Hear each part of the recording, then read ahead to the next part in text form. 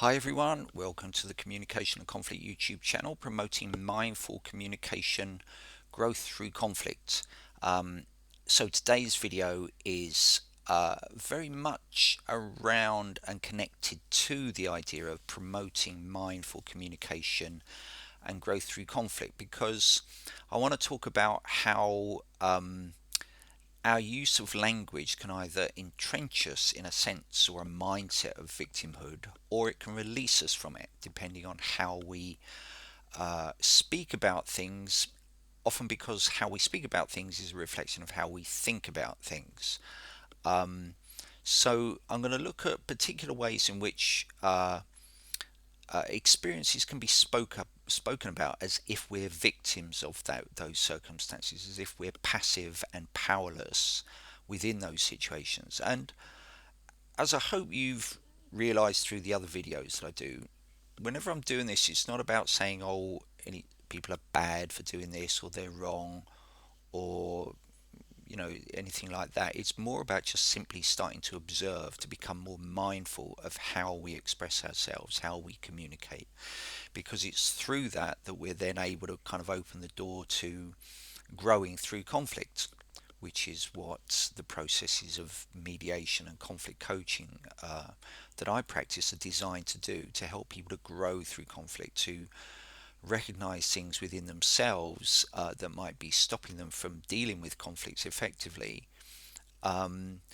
and to be able to create change where perhaps previously they felt they couldn't. And often that is what leads to a sense of victimhood, a sense that there's only one response. And if that doesn't work, then we're stuck. And what I want to look at today are kind of different phrases that are sometimes used, not just by people who are experiencing conflict, but sometimes by people who are trying to support someone else in conflict, or difficult situations where the language itself is actually almost immediately entrenching an idea of victimhood and powerlessness, and therefore in turn a feeling of passivity in a situation. And obviously there are always things that we can influence, but it's a question of whether we're able to acknowledge that we can influence them and then create changes for ourselves, even in the face of difficult circumstances which we may previously have thought there was nothing we could do about, that we were totally dependent on outside things changing, rather than see that we can create those changes within ourselves. So that's the theme of today's video. So let's get started. Okay, so the two questions I've put up on screen are: how does that make you feel? And how do you feel about that? Now, often the first question is so easily said, it's rarely considered for what it's actually implying. Um, and it's something which often arises when we're training mediators or conflict coaches to consider what it is that is implied within that question. So how does that make you feel, as compared to how do you feel about that?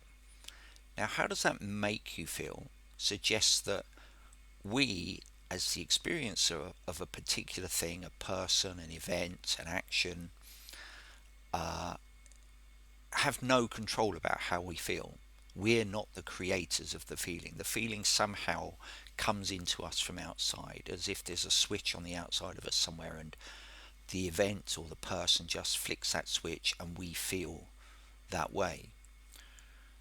Whereas how do you feel about that acknowledges that we're the creators of our feeling, and we're the creators of that feeling because of how we see the world, of our interpretations of things, how we perceive something, and the feeling arises within us. It doesn't come to us from the outside.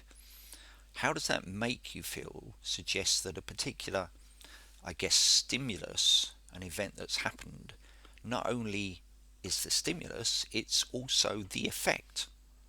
So it's not that the stimulus happens and we respond to it with a particular feeling and we create that response. It's as if the event is both the stimulus and the response. So it's defining everything about us. So we're completely passive in that situation. So whatever the experience is, whoever the person is that we have the feeling about, it's not us that's created the feeling. They are totally in control of, whether consciously or unconsciously, they're totally the controllers of, the makers of our feeling, and we have nothing to do with it. So it suggests a complete passivity within us. And therefore, if it's a difficult feeling, it's very easy for us to feel a victim of that circumstance, that experience, that person's actions, or just of that person being who they are. But obviously, really, I hope it's fairly obvious that that cannot be the case. We experience something, we look at it through the filters of our life, of our experience, our past experiences, our interpretations of things, our perceptions of things, our assumptions about things, and as a consequence of that, we create the feeling within us. We don't sit down and say, right, I'm going to create the feeling. It arises within us spontaneously based on what we think we're seeing when we have that experience. Um, and so while we may not initially have any kind of conscious or considered control over our feeling, it is still us that's creating that feeling. So in difficult situations, in conflict situations, what can sometimes remain in place is people's belief or perception that the outside event or the outside person controls their feelings. And that's particularly reinforced if someone says to them, how does that or how did they make you feel? Because it it implies those things that I was saying, that actually we have nothing to do with it. We're completely passive, have no control of. We just sit there and have the feeling put into us in some way. But when we say, how do you feel about that? If the person says, I feel afraid, I feel upset, I feel angry, I feel whatever difficult feeling the person expresses, then we can ask them, so how would you want to feel about it? Or what would help you with that feeling? So that then they can consider, well, what might be different? What could be different that would mean they don't feel that way anymore? And immediately the implication within that is that they control their feelings, that they influence their feelings. And as I say, when I say control, perhaps that's not the right word. Perhaps it is simply that the feeling arises within them, but that there are things that they can do to affect what the feeling is that arises within them, rather than it remain completely something they have no influence over whatsoever, and it's completely subject to and dependent on that outside person or experience or situation. So just this simple difference between how we speak about our feelings in relation to difficult happenings, difficult things that might be going on in our life, can change our perception of whether we can move forward from it or whether we're stuck because we can't influence anything about how we feel, that it's entirely down to that external thing that we have no way of affecting. So the second someone does start to acknowledge, if they're not already acknowledging this, that the feeling arises within them, that our feelings arise within us, and it's based on our interpretation of what we see outside, we can start to consider, well, what might I be able to do to help me to deal with that situation should it happen again? What can I do to support myself with my difficult feeling?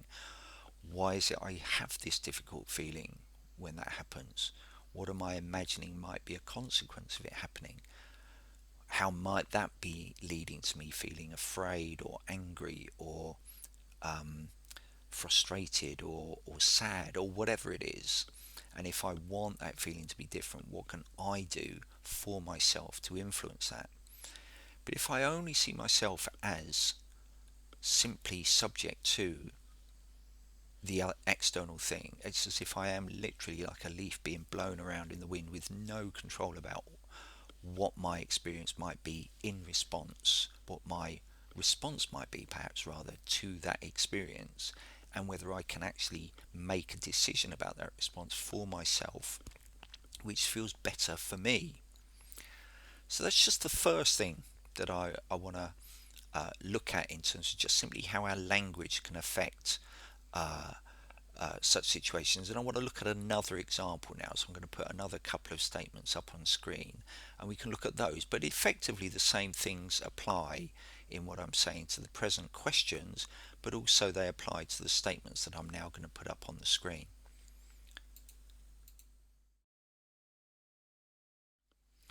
So these two statements, they or it made me feel, or alternatively, I felt.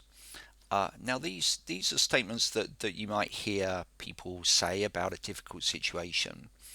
Um, but it's very often the case that if someone does use phrasing like they made me feel or it made me feel, that their kind of their broader kind of experience of the thing that's happened or the person that they're upset with um, is one of a sense of powerlessness, a one of being stuck, a one of feeling that they've been a victim of something. Now, when I say that, sometimes people kind of hear that as saying it's victim blaming. This isn't about victim blaming. I've got no interest in, nor, as many of you will have seen, do I see much purpose in many situations to blame. Mediation and conflict coaching are no blame approaches. My interest is in supporting people in creating answers to their difficult situations. And when people say something made them feel, or they may not even say it made me feel, they may say it made me sad, or it made me angry, or it made me frustrated, or it made me depressed. Um, when they're speaking in that way about their experience or the person that they have a difficulty with, they made me feel sad, they made me feel depressed, they made me feel useless, hopeless, whatever the phrase is, the feeling that they're having, and they say that it was another person or an experience that made them have that, it almost always will be going along with someone who feels very stuck in their situation. And I'm not saying that this in itself is magically the key to it. It's simply a reflection of how they're seeing their situation. It's a reflection of their sense of powerlessness, their sense of stuckness, their passivity, um, their sense of being a victim, and a victim in such a way that they're not able to change that status of being a victim because they're seeing the cause of their victimhood as being something external to themselves that they have no power to influence. And often when the language reinforces that sense, it continues to kind of distract people from thinking about what they might be able to do that could support themselves in having a different feeling or responding to that difficult experience in a different way, because all the time they're speaking of and perhaps believing that they are only passively subject to the actions external to them, it's hard for them to even consider the idea that there may be something that they can do about it. And so if their language is reinforcing that, it means it's more likely that people will be seeing themselves as stuck. Um, Whereas, as I've said about the previous two questions, if the person says, I felt something in relation to a particular situation, a difficult situation, and that feeling was a difficult feeling, they're acknowledging that they've created that feeling. So therefore they can take steps to try to support themselves with the fact that they have that difficult feeling when the thing arises or the person enters the room or whatever. They're acknowledging that it's they who feel it, and so therefore they may also be able to feel a different way. But when we only look at the idea that the cause of a feeling is external and that we have no power to influence that feeling, we are very likely to remain stuck in that difficult situation. So I want to talk about a kind of an analogy for how it can often be that we're keeping ourselves in a victim status when actually our focus could be more on supporting ourselves first, and then to go on and try to deal with the problem that has originally occurred. But often what we'll do is we'll become very upset that the problem has occurred without taking any steps to support ourselves, perhaps because we have the beliefs that I've just been talking about, that there's nothing we can do about that because it's all our feelings and our difficulties are all as a consequence of something that we have no control over, rather than recognizing that our feelings are something that we can start to try to influence so that we then don't feel such a victim of the situation. But the analogy is, so for example, if I'm going out for a walk and I've prepared myself for a very nice day, I'm expecting sunshine, etc., but then suddenly it starts to rain, and maybe I've not got the right gear for being out in the rain. So I look at the rain, I look up the sky, and I get angry. It's raining. Oh my God, this is no good. I was expecting a sunny day. Um, why on earth didn't anybody say it was going to rain today? What's wrong with the weather forecasters that they didn't point out that it's going to rain? Um, I've made all these preparations. I was going to go and sit on the park bench. I was going to read a book, but now I can't do it because of the rain. So all the time I'm standing there, getting angry, looking at the sky, getting wet, continually saying how the rain has caused me all these problems and why somebody is at fault for it. I'm still standing there in the rain, getting wet. So I'm not actually doing anything for myself to support myself in the situation. I'm simply looking outwards at the thing I can't control rather than looking at inwards at the thing I can control, which is, if I don't want to get wet, I go and find myself some cover. I go into a shop, go into a doorway. Presumably I haven't brought an umbrella if I haven't prepared for that possibility. So I can't do that, but I find a way of getting myself out of the rain so that I'm not continuously affected by the rain, this external negative thing as I see the rain on that particular day. um, I'm doing something to support myself. But often when we're in the mindset that we are only subject to other people's actions or external situations, and we tell ourselves there's nothing we can do, we stand there in the rain shouting and screaming, blaming people because it's happening, getting upset that it's happening, pointing out how much we're suffering because it's happening, etc., etc., and yet we're still standing in the rain experiencing the problem. We're not thinking, okay, it's raining, I don't want this to happen, but it's happening. So what do I need to do to support myself with the consequences of the fact that it's happening? Um, and often this can be the kind of the victim status or the victimhood mindset that all of us will be in at some stage. So this isn't about saying, oh, there are some people who are victims and there are some people who are not. All of us will do this kind of thing at times. Uh, so I'm not wanting to set up some kind of, how to be a successful person. Don't ever be in a victimhood status mindset. We all will do it at some point. So I'm not trying to separate people out into some who are not like this and some who are. We all risk being this way at different times in the face of different difficult circumstances.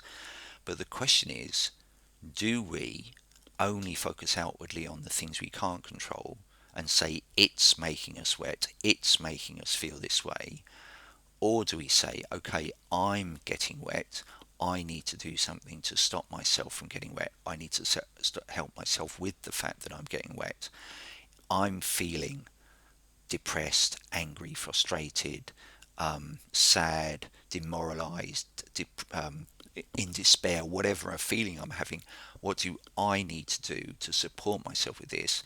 And then later, maybe, once I'm feeling um, in a less of a victimhood state, I can then go back and start doing things about the fact that it's happened, if there is anything I can do, which with rain I can't. And sometimes with people we can't. But we can take the power that we have to look after ourselves in the situation, um, and minimize the impact of that external thing instead of saying that we can only be passive in the face of it and that we're powerless to influence the consequences of their actions and that they must change and how terrible they are for not changing, and how inconsiderate they are for the impact on us, etc., etc. In the meantime, we're still standing in the rain, suffering from the consequences of the external situation or the external person's actions. And as I say, when people suggest this is victim blaming, it's as if it's suggesting we should carry on standing there shouting and screaming at the external thing which we have very little, if any, control over, while ignoring the power that we have to look after ourselves in the situation much more effectively than by directing our energy at demonizing the external circumstance or the external person. So it doesn't mean to say we're letting off the other person. It doesn't mean to say we're taking the blame on ourselves for the thing happening. It's a shared experience. We don't like what the other person has done or what the external experience is, but we have the capacity to take significant steps to look after ourselves if we stop focusing on trying to control the outer thing rather than taking more control or taking more steps to influence the inner thing. So we step out of the rain, we look after ourselves first, and then we choose what we're going to go and do next, but only when we feel we're coming from a place of personal power that we've recognized within ourselves. And often that is one of the biggest challenges, that people who feel victims of things and who speak about themselves as if they're victims, they made me feel, they made me do. It's one of the things that at that point they're not acknowledging that, okay, they may felt that they responded in a certain way at a certain time, but they have the capacity in the future to change that way of responding, even if at the first instance that wasn't something that came to them as an idea. But the second it's happened once, we have the opportunity to reflect on it and decide whether we can change how we respond or whether we can support ourselves more effectively should it ever happen again. So please note, I'm not talking about what someone else has done or what the event is that happened. So this isn't about the thing that you might be upset by if you're watching this because you have a situation that you're feeling very powerless or stuck in. So in a sense, that's not the important thing here. What matters is what our response is, whatever it is that has happened externally, and whether we speak and think as if we're stuck and powerless in a situation, and so we remain in a state of victimhood and therefore passive as a result, because we kind of think, well, they're the thing that got to change. I can't change. There's nothing I can do about this situation. So people do stuff that we don't like, and we can't control that. What we can start to influence is how we respond to it, if it is something that is continually happening, or if we fear it happening again. So we hold on to the idea of being a victim because we think things like, I shouldn't have to change, and I can't anyway. They're the cause of the problem, so they need to change. Not recognizing that all the time we're doing that, we continue to suffer because we're not putting our own needs first. We're demonizing the other person or the event or the situation that we find ourselves in more important than looking after ourselves. So as I say, it's like it's raining, we're standing there complaining that it's raining, but we're not trying to find cover for ourselves. Or the thing is happening, we're complaining that it's happening, we're saying they've got to be different, they shouldn't be doing this, whatever criticisms we have of them, but we're not focusing on looking after ourselves first. So once we come from a place of looking after ourselves, we can start to work on what we see as wrong externally. But sometimes it's as if we don't want to look after ourselves first, because that would mean we won't be able to argue from a point of victimhood anymore. So we have to decide, do we want to make being a victim more important than looking after ourselves? Because it's as if we think that we're not going to try to create change unless, or that change can't happen unless we are coming from a place of victimhood. So of course sometimes, but not always, when we do realize that, and that we realize that we can do something to support ourselves, it then means that we no longer see ourselves as a victim, and therefore we have to question whether we do still want to continue demonizing the other person. Now, I'm not saying that always will happen, but that can be a challenge, in that if we realize that actually we can look after ourselves in a way that feels safer, that doesn't feel so affected by the external event or the external person's actions, then actually we don't necessarily always then can have to continue to demonize the other person, because actually it's not affecting us so much anymore. It doesn't mean to say we have to let go of that, but sometimes we come to a place where actually we realize actually what they're doing doesn't affect me so much after all, because I've found a way of supporting myself. So do we then want to not continue to support ourselves because we think that lets them off? Or do we realize sometimes that actually it's not had such a terrible impact on us after all? Now, that isn't to say we let them off. It just means that we continue to try to create that change, but from a place of much greater personal power in our decisions and our actions, and not as someone who feels passive and stuck and only as a victim. In which case we just continue waiting for them to change and complaining that they don't, instead of taking actions which can influence the situation from our own side. The point is that in all situations where we acknowledge that we can create choices for ourselves that support us more effectively, whatever it is that happens, we no longer feel an imposed passivity, as if we can't do anything, and the only way our feelings can improve will be when they or it changes. And I've done a video about a quote by Eckhart Tolle about this, is that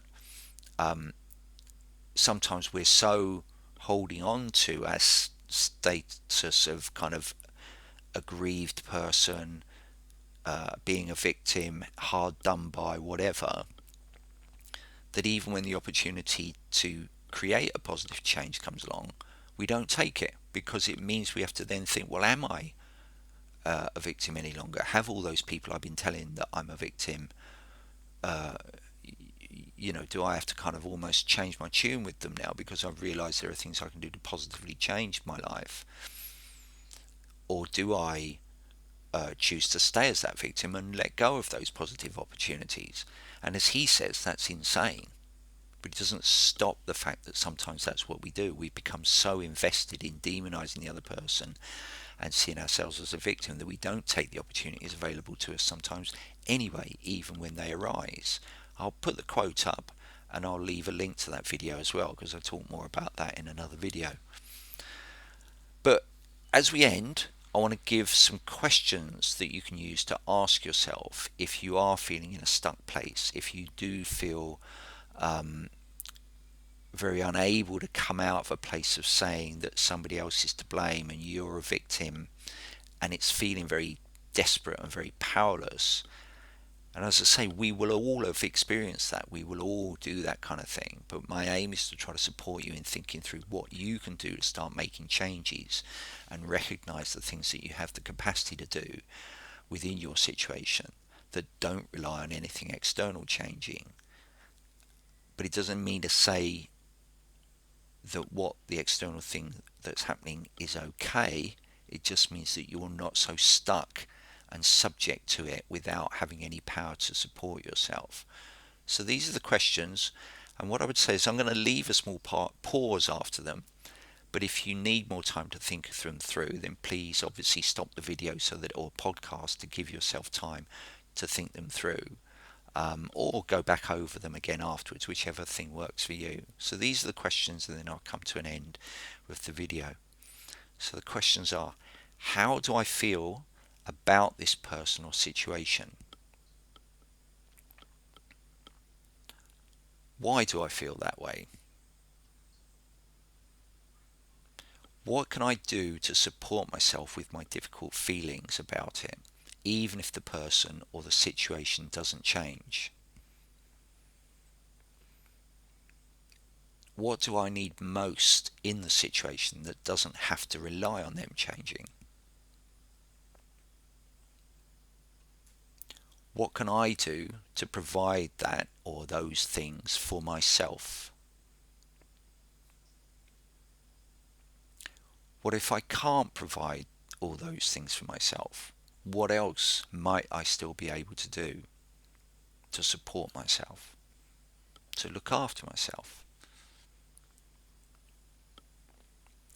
So, having considered those questions, how do I feel now about this person or situation?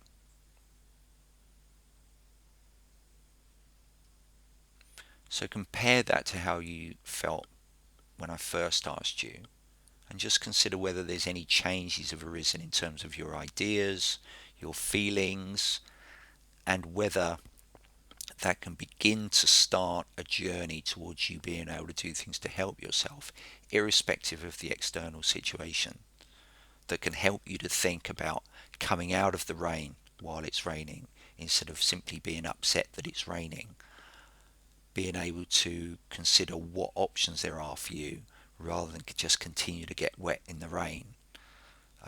To return to that analogy that I spoke about earlier. So that's the end of the video. I hope you found it interesting. I hope you found it useful. Please, if you did find it useful, please like the video by clicking the like button. Please share the video to other people if you think they might find it interesting or useful to listen to. Please subscribe to the channel if you haven't subscribed already. And as I say, I really hope you found it useful. If you've got comments or questions, please put them in the box below. And I hope you come and join me on some of the future videos as well. And as always, have a good day. Thanks for listening. Thanks for watching. And goodbye.